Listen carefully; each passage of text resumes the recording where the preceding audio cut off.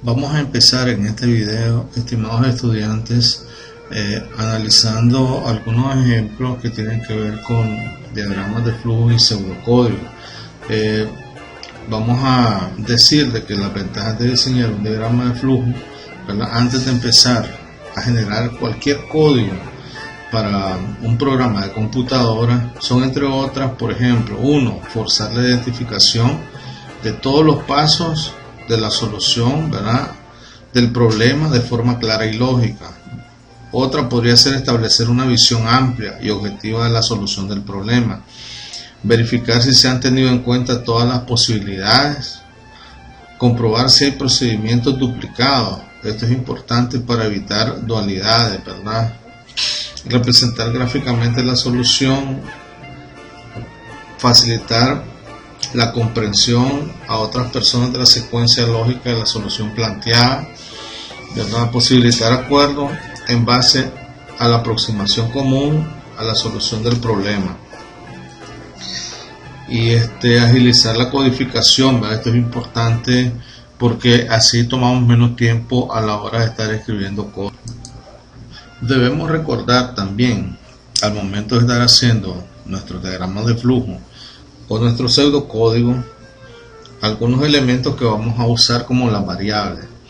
Las variables, ¿verdad?, en programación son espacios de trabajo, pueden llamarse contenedores también de datos, que son reservados para guardar valores. El valor de una variable, como su nombre lo indica, puede cambiar a lo largo del programa, ¿verdad? Puede cambiar de valor. Por lo tanto, el valor de la variable, ¿verdad?, no se mantiene constante. Eso es algo que debemos de estar claro. Entonces, cuando nosotros vamos a hacer uso de variables, debemos de estar claros que son valores que van a ir cambiando a lo largo del programa. Los nombres de las variables deben de estar relacionados con el dato que están almacenando, ¿verdad? Y debemos de tomar en cuenta, aunque en el algoritmo o diagrama de flujo no es tan importante, el tipo de dato, ¿verdad? En el tipo de dato es válido que nosotros lo definamos para que no nos cueste a la hora de estar haciendo nuestros programas. Ya vimos anteriormente cuáles son los posibles tipos de datos que pueden utilizarse. Recordando un poco, ¿verdad?, un teorema de los años 60 formulado por Exger, White y Dijkstra, en el que se demostraba que un programa se puede escribir utilizando únicamente tres estructuras de control, ¿verdad?, que son secuenciales, selectivas y repetitivas, ¿verdad? Actualmente, la programación orientada a objetos busca reducir al máximo la cantidad de estructuras de control mediante el uso de una técnica que se llama polimorfismo, ¿verdad? Dijkstra nació en Rotterdam, Holanda, en 1930, y en 1956 anunció su algoritmo de caminos mínimos. Posteriormente propuso el algoritmo del árbol generador minimal, ¿verdad? Y a principios de los años 60 aplicó la idea de exclusión mutua a la comunicación entre un computador y su teclado. Su solución, ¿verdad?, de exclusión mutua ha sido utilizado en muchos procesadores y tarjetas de memoria desde 1964, año en el que la IBM lo comenzó a utilizar en la arquitectura de sus computadores.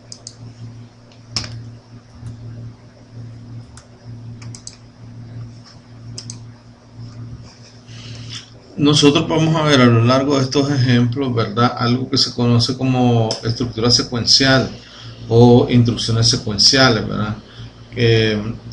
Una estructura secuencial, ¿verdad?, es aquella que permite representar una idea en los algoritmos de forma simplificada y sencilla, ¿verdad? O sea, también se conoce como estructura lineal. Son instrucciones que deben ejecutarse en forma consecutiva, una siguiendo a la otra, ¿verdad?, siguiendo una línea de flujo que, como sabemos, en la programación clásica va de arriba hacia abajo, ¿verdad? Los problemas secuenciales son los problemas más sencillos que se pueden resolver por una computadora, ¿verdad? Y estos problemas, por ejemplo, aquí tenemos un ejemplo En este caso tenemos el caso, dice, de una empresa requiere calcular el salario semanal de un obrero que labora en ella. El salario se obtiene utilizando la siguiente fórmula. Entonces tenemos la fórmula, ¿verdad? Aquí tenemos que salario es igual a horas por 20 que vale la hora, si la hora es menor o igual que 40, y el salario vale 800, perdón, el salario se va a cobrar, ¿verdad? 25, el valor de 25 si las horas sobrepasan las 40 horas. Es decir, si son hasta 40 horas trabajadas, vale 20. Si es más de 40 horas trabajadas, va a valer 800, que es lo que vale la semana, por las horas que hayas trabajado adicional, por 25. Esas horas adicionales se van a cobrar en 25. Entonces procedemos a ver el diagrama. Empieza con el inicio, va a terminar con el fin. Aquí tenemos un rectángulo que es el que me define las variables que voy a utilizar. En este caso voy a usar la variable salario y la variable horas. Luego el paralelepípedo, que significa entrada-salida, este símbolo. Y aquí vengo y pongo la lectura de los datos de entrada, ¿verdad? En este caso voy a leer horas. Y luego, ¿verdad?, aquí vengo y hago la pregunta. Las horas es mayor que 40, ¿verdad? Sabemos de que este símbolo que tenemos aquí es el de toma de decisiones. Y entonces aquí pregunto, ¿las horas es mayor que 40? En caso de que las horas sean mayor que 40, si es sí, entonces viene y calcula salario, ¿verdad?, igual a 800 que vale la semana, ¿verdad? Estamos hablando de 40 horas semanales por 20 da 800, más en caso de que hubiera trabajado horas adicionales, esas horas adicionales menos las 40 horas de la semana por 25. Esto sería el salario. En caso de que no, ¿verdad?, de que no haya trabajado más de 40, entonces su salario va a ser las horas que él trabajó por 20, ¿verdad? Este es un conector que me traslada de la línea de flujo de aquí hacia este lugar, y aquí el símbolo de entrada-salida de escribir salario, y aquí escribo salario y finalizo. Tenemos este otro diagrama de flujo. Aquí dice, permite leer dos valores distintos, determina cuál de los valores es mayor. Entonces viene, lee. Aquí tenemos en este caso un símbolo, ¿verdad?, que es un mensaje. Los mensajes se escriben entre comillas y utilizan este símbolo, ¿verdad? Entonces puedo a veces obviar este símbolo y también escribirlos acá, pero a veces es mejor hacer la diferencia, ¿verdad? Aquí tenemos un símbolo de texto, un mensaje de texto que va a la pantalla. Luego tenemos el símbolo de entrada-salida de datos. En este caso se lee, esto es lo que quiere decir leer A y B. Se lee la variable A, se lee el variable B, y después se compara. A es igual a B. Si el valor es sí, entonces se vuelve otra vez y se manda un mensaje. Los valores deben de ser distintos, ¿verdad?, porque necesitamos escribir cuál es el mayor. Si los valores son iguales, entonces no cumple la condición, entonces no se podría tener un mayor. Entonces, si estos valores no son iguales, viene y se pregunta acá, A es mayor que B. Si A es mayor que B, entonces se escribe A es mayor, pero si no, se escribe B es mayor, obviamente, y luego ya se sale. Fijémonos en este diagrama que nosotros estamos mandando a la pantalla a imprimir valores utilizando este símbolo, que también es válido usarlo. Entonces podemos mandar a imprimir la pantalla con este símbolo, o podemos mandar a imprimir también con este símbolo. Ambos símbolos son permitidos en la ejecución de nuestros diagramas de flujo. Aquí tenemos un tercer diagrama de flujo, ¿verdad?, en la suma de dos números enteros, inicio y fin, ¿verdad? El cuadrado que me sirve para el rectángulo, pero que sirve para definir los valores que que van a trabajar las variables. En este caso vamos a tener 3 variables, n1, n2 y suma de tipo entero, ¿verdad? Luego tenemos el símbolo de entrada y salida de datos, leemos n1 y n2. Luego tenemos el símbolo de proceso, los rectángulos son símbolos de proceso, y aquí venimos y mandamos a decir suma es igual a n más 1 más n2. Este va a ser el valor que va a almacenar suma. Y luego el símbolo de entrada y salida de datos, escribimos suma. Si nosotros observamos en este diagrama de flujo, ¿verdad? No usamos como en el caso anterior, ¿verdad? El símbolo de pantalla. El símbolo de pantalla también lo podemos usar o es opcional usarlo. Aquí estoy mandándolo a imprimir directamente con el símbolo de entrada y salida, ¿verdad? Y este sería el tercer ejemplo. En el cuarto ejemplo aquí tenemos un diagrama que va a permitir determinar la hipotenusa de un triángulo rectángulo, ¿verdad? En este caso, por ejemplo, aquí tenemos el triángulo rectángulo, tenemos la hipotenusa, tenemos el cateto, y los dos catetos, ¿verdad? El adyacente y el opuesto, y tenemos el ángulo de 90 grados. Para calcular la hipotenusa va a ser igual a cateto al cuadrado más cateto b al cuadrado, raíz cuadrada de eso. Esa es la fórmula. Veamos entonces la solución. Aquí tenemos inicio, aquí tenemos el fin. En el rectángulo nosotros tenemos cateto A igual a 0, cateto B igual a 0. Leemos cateto A y leemos cateto B. Luego mandamos a ejecutar la fórmula i igual a raíz cuadrada de cateto A más cateto B. Y luego, usando el símbolo, fíjense, aquí usamos el símbolo de pantalla. Usando el símbolo de pantalla, mandamos a imprimir hipotenusa a la pantalla. Eso es lo que queremos decir acá, ¿verdad?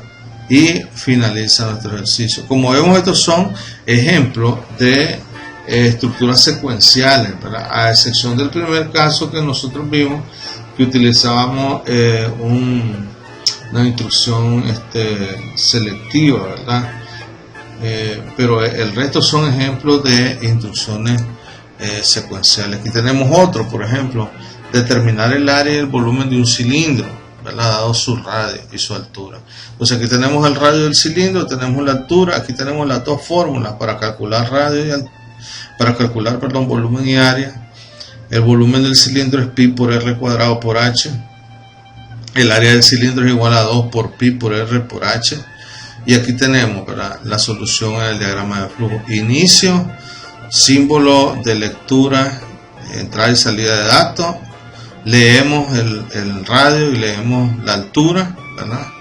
Después venimos el rectángulo, que lo que hace es un proceso, en este caso la fórmula de vol igual a pi por r cuadrado por h, ¿verdad? Y aquí tenemos área, ¿verdad?, igual a 2 por pi por r por h, ¿verdad?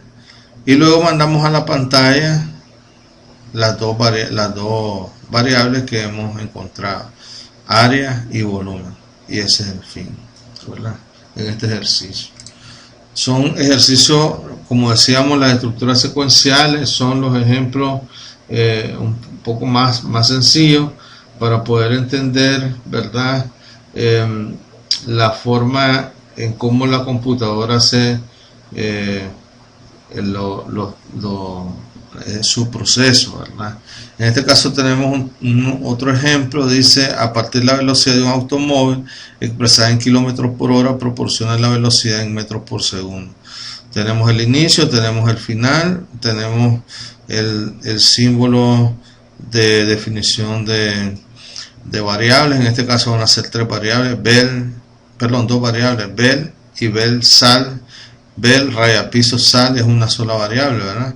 Y son de tipo entero. Entonces leemos velocidad y después decimos bel, raya, piso, sal igual a velocidad por 1000 entre 3600.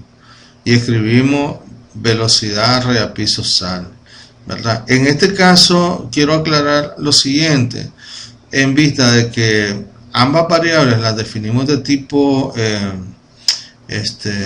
entero, ¿verdad?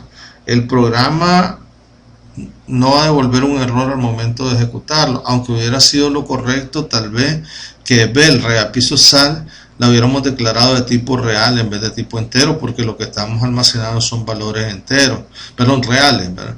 Entonces, pero el programa lo que va a hacer es hacer un truncamiento. Entonces, cuando estemos viendo MATLAB, vamos a darnos cuenta que MATLAB lo que hace es que automáticamente trunca el valor decimal y lo va a truncar al entero superior o inferior. Entonces, pero sí tenemos que tratar de hacer nuestros programas definidos, ¿verdad? De una forma en la que nuestras variables no tengan algún tipo de confusión, ¿verdad? Eso es aquí tenemos el último ejemplo, ¿verdad?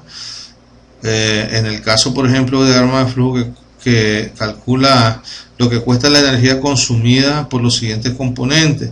Los componentes, ¿verdad? Si el precio de la electricidad es 8.50-70 centavos el kilovatio hora. Entonces aquí tenemos, por ejemplo, frigorífico, halógeno y horno, ¿verdad? Y entonces aquí tenemos la fórmula. Entonces, de voltios a watts de voltios a watts, la fórmula es 2 por 220 por 0.04, y de ohmios a watt es ohmio por I elevado al cuadrado. En este caso, por ejemplo, tenemos que los frigoríficos están dados en watts, ¿verdad? Aquí el precio del kilovatio es ¿cómo se llama? Está dado en centavos por kilovatio hora, ¿verdad? Entonces no tenemos problema. Aquí pero tenemos 200, los halógenos, dice 15 halógenos, 220 voltios, 0,4 amperios. Entonces ahí vamos a hacer uso de la fórmula que tenemos acá, B reapiso W, que va de voltios a watts. Sabemos que son 240 minutos los que están consumiendo. Y en el caso del horno, ¿verdad? Tenemos que está dado en ohmios por amperio. Entonces hacemos la multiplicación ahí y por el tiempo. Vamos a ver, dice aquí, esto está dado en un pseudocódigo, no está dado en un diagrama de flujo. El pseudocódigo es similar, fíjense bien, ponemos pseudocódigo, ponemos la palabra inicio, la palabra final y comenzamos. Las variables van a ser frigo, alog y horno de tipo real. Y aquí tenemos otras variables, R frigo, R alog y R horno de tipo real. Entonces en el pseudocódigo venimos y después de declarar las variables, lo que se hace es que se procede a la lectura de los datos que van a participar. En este caso dice leer frigo, en este caso leer frigorífico, ¿verdad? Sabemos que frigorífico pues nos va a dar 200 watts. Entonces el cálculo para ver el resultado de frigorífico va a ser igual a frigo por el tiempo, en este caso 18 horas, ¿verdad? Porque aquí el cálculo nos está dado el precio por kilovatio hora. Entonces frigo por 18 por 8.5. Ese va a ser el valor de frigo, lo que va a pagar por el frigorífico. En el caso de los halógenos dice leer halógeno. Los halógenos, ¿verdad? Leemos los halógenos. Los halógenos va a estar dado la fórmula, en este caso halógeno por 220 por 0.4, ¿verdad? En este caso aquí hago la conversión de voltios a halógeno, a watts. Y esto lo multiplicamos por 240 minutos entre 60 para el cálculo en hora, y eso lo multiplicamos por el 8.5, ¿verdad? En este caso ahí nos va a devolver el valor para el horno. Y horno, en este caso horno lo multiplicamos lo dividimos en este caso entre 1.2 elevado al cuadrado, ¿verdad? Por 5400 segundos, que está entre 3600 que son los segundos por hora, por 8.5, ¿verdad? Que es el valor, y eso me va a devolver el valor de el kilovatio, el valor en centavos por kilovatio hora para el horno. Luego solo mandamos a escribir frigorífico, halógeno y horno, ¿verdad? Y ese sería el resultado de los tres ejercicios, perdón, de los tres componentes que tenemos acá, para saber sus valores en kilovatios hora. Vamos a ir haciendo más ejercicios de este tipo, ¿verdad?, a lo largo de el curso.